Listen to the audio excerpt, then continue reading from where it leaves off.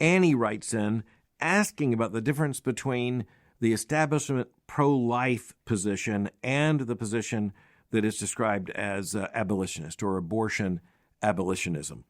And she says, is the abolitionist movement's argument that the pro-life people don't actually want to criminalize the act of abortion true? And then she goes on to say, I know part of this includes criminalizing mothers who have had abortions, which some in the pro-life movement are hesitant to do. But is this not, she asks, the most consistent thing to do, since we would criminalize a mother who kills a baby outside the womb? End quote. Well, Annie, thank you so much for posing this question and sending it in. It's big, and it's going to take just a little bit of time for us to unpack, but I do think it's very important. First of all, when you think about the mainstream pro-life movement, that includes a lot, and it has emerged over time. So first of all, I'm thankful for it. I'm thankful for the pro-life movement. Hear me clearly. But the pro-life movement also has made some arguments that I think aren't going to stand the test of time, not because they're, say, too anti-abortion, but because they're not anti-abortion enough. And a part of this is the question between legal theory and political pragmatism, because there are people who are saying, look, it's one thing to make an argument about the sanctity of human life and then say that would lead us to A and B and C and D. It's another thing to understand that some of that is not politically plausible at any given moment. So I want to say, first of all, the term abolitionism is actually, that's a pretty morally important word in this case.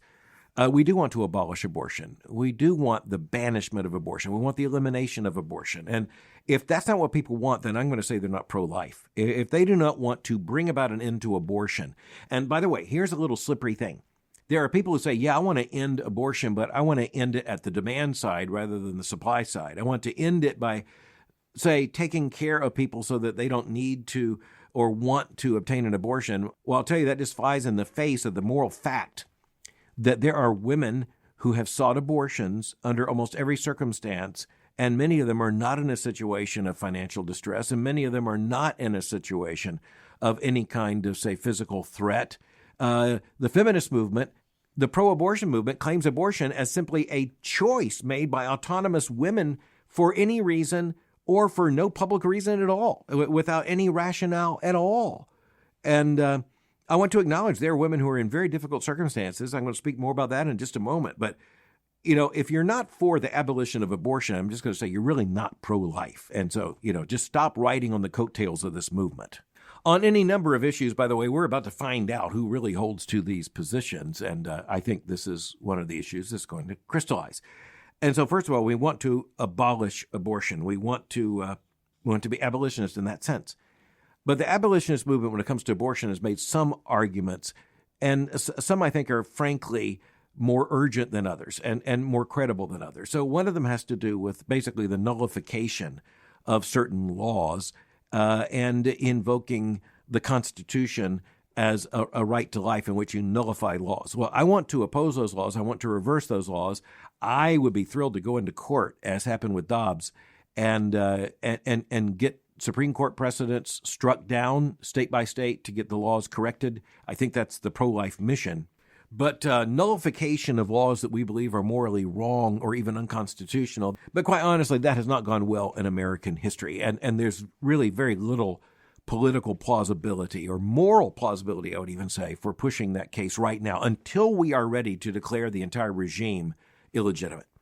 And, if some people are there, they need to say so publicly. I don't think most Christians are close yet to being there. I think we see danger signs, and we understand that the government could turn in a way that would require our fundamental opposition and our withdrawal from the political process. But that is not where we are. And Christians have to be careful about using that language until we really do mean it. And I must say, there could come a point at which we really do mean it, but we better not threaten that language until we really do mean it. But the other issue that's, I guess, most controversial in terms of the abortion abolition movement has to do with the fact that the argument is made that all persons who are morally and criminally responsible for abortion should be prosecuted, and the law should be very clear about holding persons accountable for the entire question of abortion, the entire practice of abortion.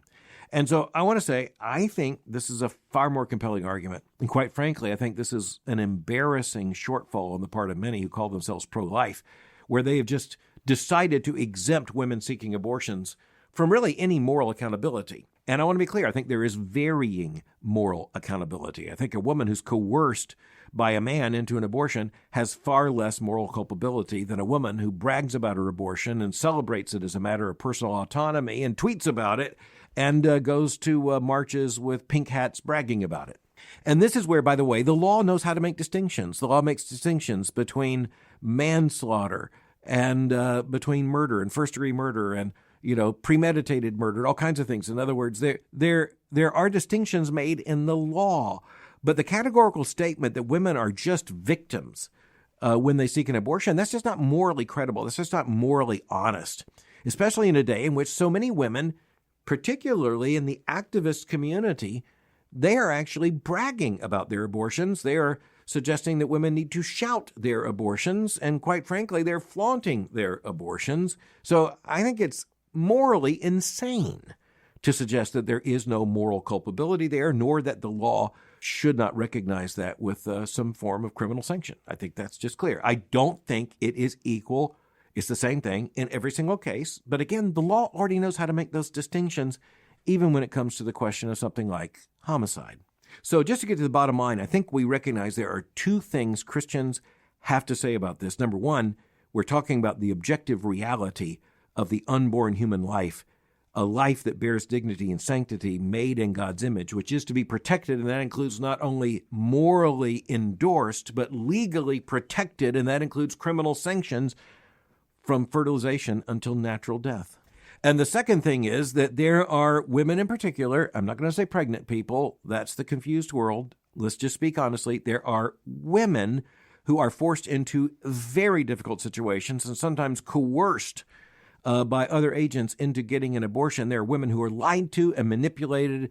You could go through any number of moral permutations here. And the reality is, again, I think we have to take that into consideration. I think the law knows how to take varying degrees of responsibility into consideration. And so I think Christians need to be those who reach out in compassion to women who are in such a difficult predicament. That's why Christians are so involved in crisis pregnancy centers and in other ministries, and why local churches respond as local churches do. Reach out with compassion, but never confuse the truth.